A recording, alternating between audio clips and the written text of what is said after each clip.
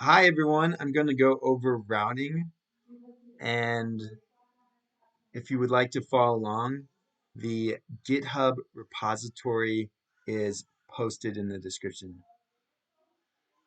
So the first document I have up is our app routing module, and here we can see we have routes, which is an array of objects, and each of these route objects have a path and a component. Okay. And so we have a recipe component. A recipe component has children components. Okay, and each has their own path and component. So this gives us a basic structure for what's going on in our application. So when I click recipes, okay, I'm taken to the recipe component here. You see that the path is changed. Okay.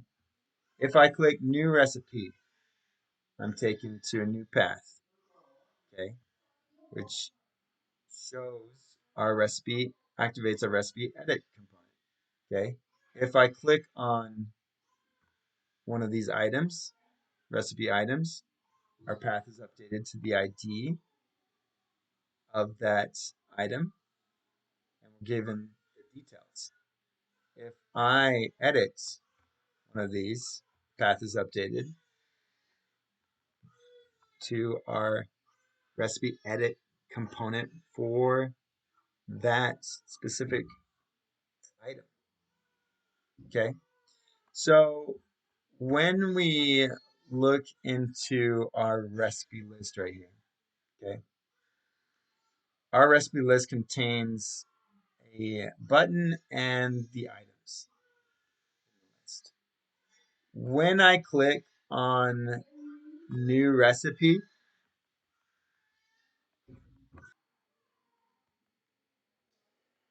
the way this is working is this button has a event listener waiting for a click, okay, and it triggers this method on new recipe,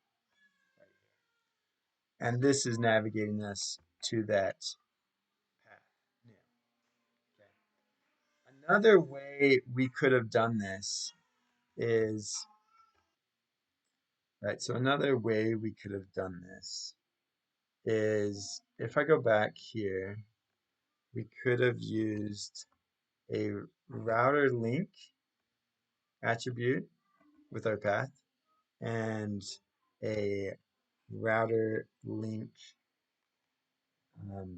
active attribute. That just shows us that it's active. So right now it's active because I'm at the new path. But if I click off of it, you can see it deactivates. Okay, and if I click again, right, you can see it is active. Okay, so the interesting thing about doing it this way is that when we go back to our code, we don't need the constructor here. Well, we don't need the router and router activated route parts properties. So just to show you that this still works. Okay, so right, we click on our button and voila. Okay.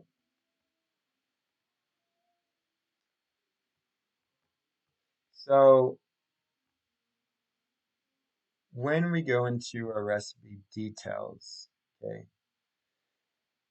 for our overall recipes component, right, we have our recipe list over here, and then we have our recipe details, okay, and we're using a router outlet directive here for that.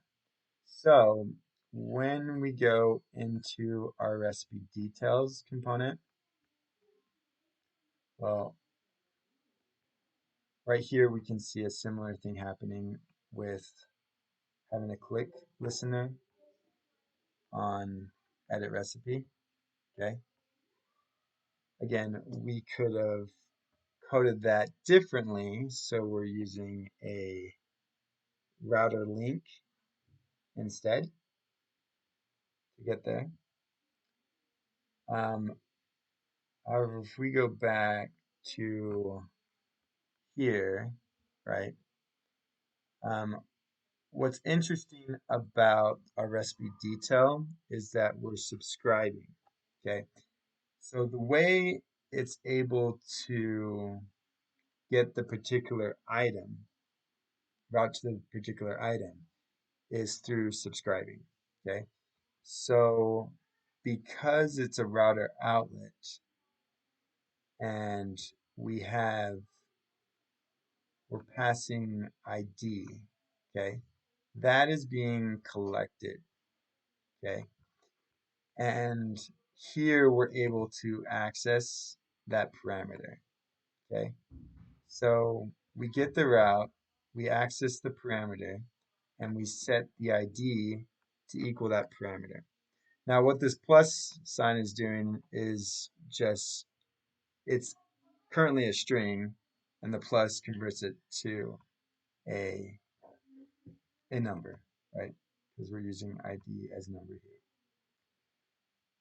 And so then it's able to take that ID and pass it through our get recipe method, which uses that to get the recipe.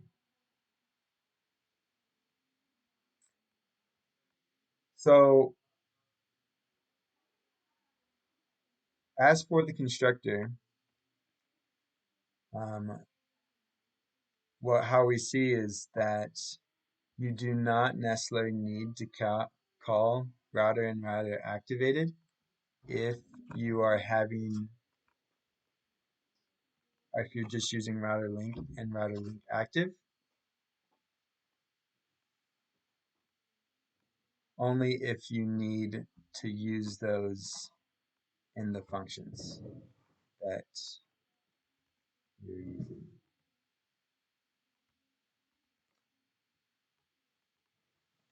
And that is all for routing.